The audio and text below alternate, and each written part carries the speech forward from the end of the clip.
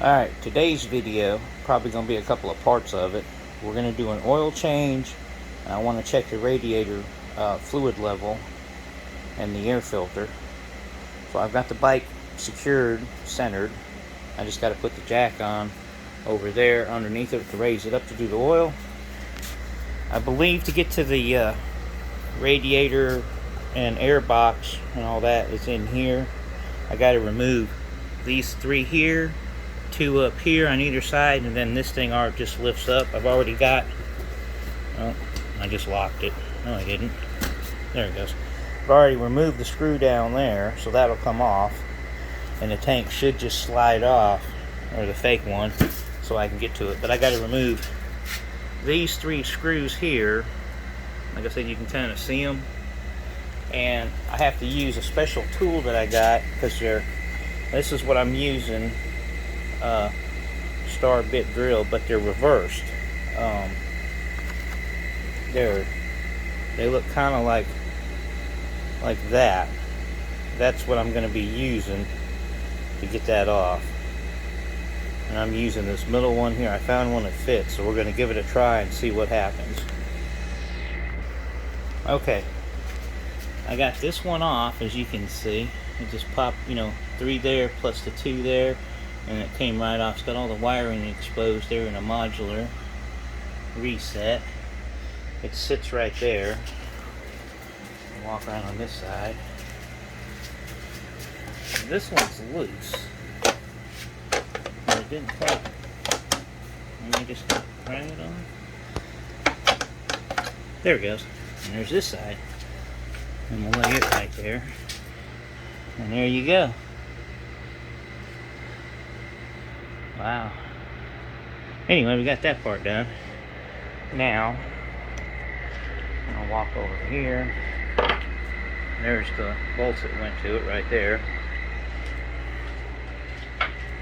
Doing this one-handed. I'm going to lift the seat up. And this should just pop right off. I'll get the seat out of the way. Voila. Don't drop it. And I'm going to set this. Is it signed? No, no signatures. Darn. There. And see? There we go. Got the air box. A little dusty. I have to wipe it off. I got the radiator. It's not a very big one, is it? I see fluid in it, so I guess it's okay.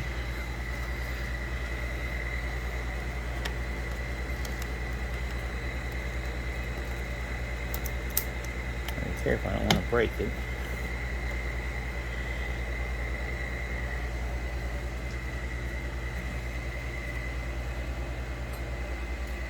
See, it's got a thing there that says cold fill. I don't know if you can see it down there. So I guess it's okay. I might top it off just a little bit and then check the air filter.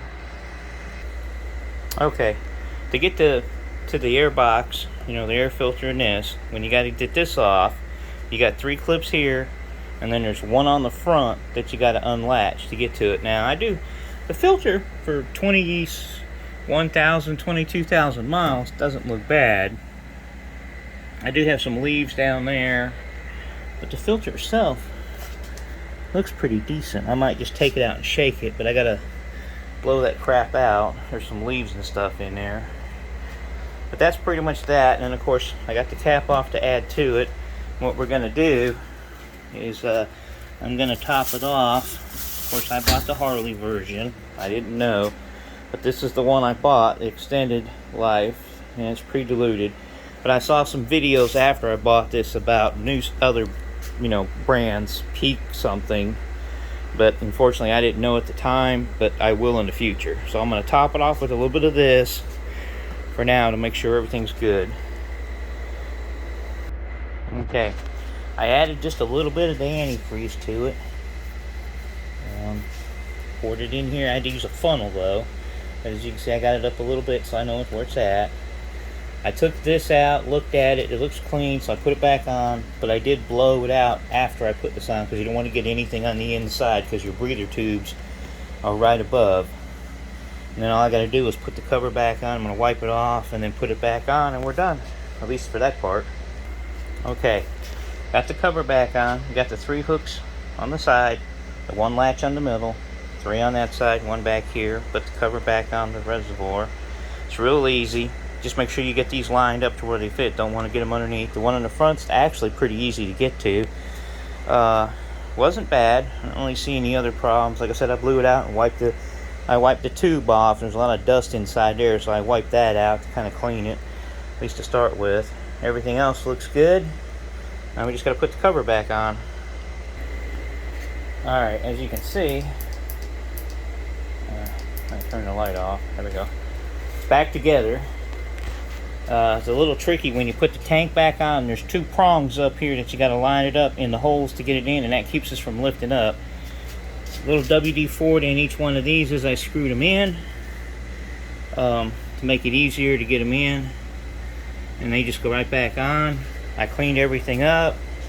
I still got the bolt down here to put on. I wiped it off with this product right here, Fast Detailer.